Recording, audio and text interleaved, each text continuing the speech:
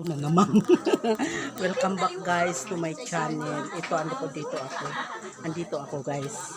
Tingnan natin ito oh. Nagluluto sila ng turon. Tapos yung turon na yan para sa mga dumalo dito kasi anniversary nila. Tapos maraming dumalo. Yan may pamirinda sila. Kaya ano ang sipag nilang magluto-luto. Kailangan ang init ng apoy.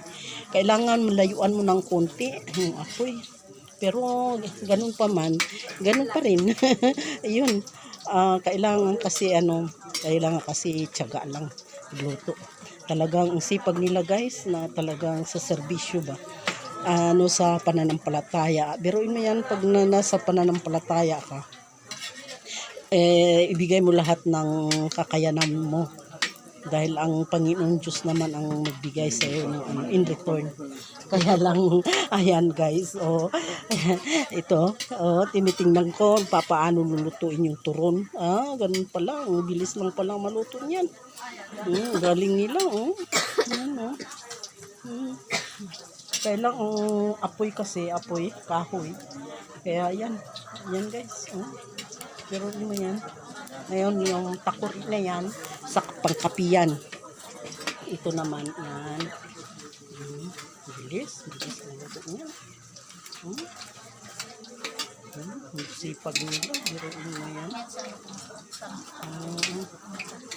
Ayan. Masarap yan guys. Saging sa loob niyan, turon. Saging sa loob niyan, binalot nila ng wrapper. Upang sarap naman mamaya-maya. Ano yan?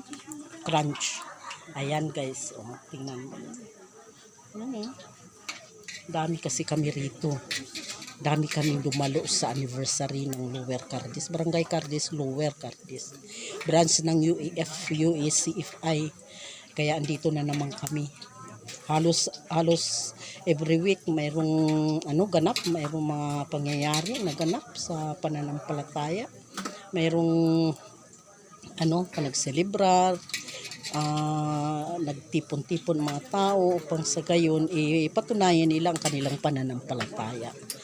Yung pananampalataya kasi makikita sa pakipagkaisa. Yan, makikipagkaisa at sa mga gawain ba. Upang sa gayon uminit ang mapalago ang iyong pananampalataya sa Panginoon. Ayan, ang babait na Manila. Talaga nagluto sila ng turon upang ibigay lang sa mga dumalo para may merienda ba. Ayan guys. Kaya tingnan mo.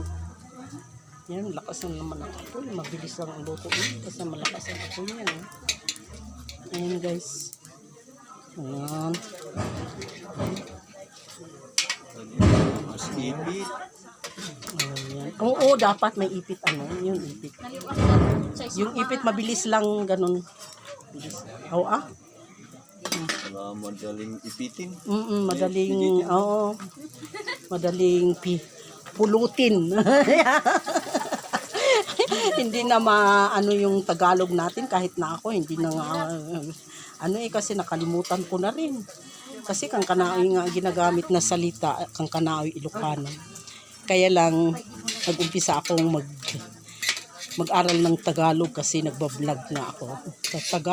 Tagalog ang ginagamit upang i-click lang ng ni algo. Ayan. Yan guys. Ayan. Sipag naman nila. Tingnan mo sipag tingnan sipag mga iyan. Sipag mga iyan. Nah, cabang sa. Ayan. Yan guys. Sisipag at Mga sisipag sila sa bagay in return ng Panginoong Diyos din ang nagbigay sa kanila ng kalakasan, ng kalusugan, ng pangangatawan upang makapagserbisyo pa sila sa kanilang kapwa. Ayan guys. Yan talaga ito. Kailangang sakripisyo. Ang pananampalataya kasi kahalo nito ang kaakibat ang pagsakripisyo. Pero mo ang init niyan, yung apoy na yan, ang init. Sa paa, ang init niyan. Pero pinagtsagaan nila upang sa gayon may maipamirinda sila sa mga dumalo, mga kapatid na dumalo. Kaya maraming salamat guys. Thank you so much.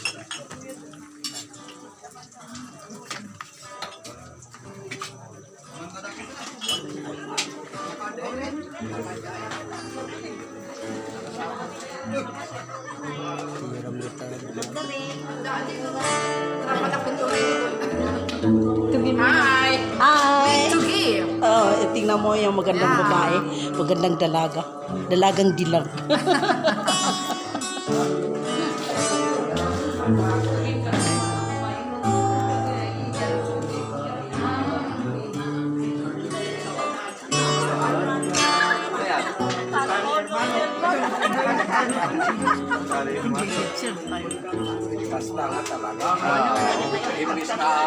Ganda kami mga kami. Suman. Ito suman guys. Kape. Tapos kape daw. Tapos, anong tawag nito? Tugi. Pero hindi ko alam sa Tagalog kung anong tawag nito. Ayan. Ayan, suman guys. Manpinot din pugaw. Salamat. Maraming salamat.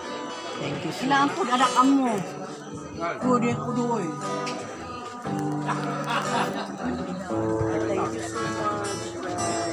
Hello guys. Hello. Hello. Da kami man Um, Da kami man tagkape kami dito ini. Yan. Tugi. ayan. Tugi ang pangalan nito. Tugi nga, pero hindi ko alam sa Tagalog kung anong pangalan niyan. Tagalog kami ngayon. Kunti lang. Ayan. Thank you so much.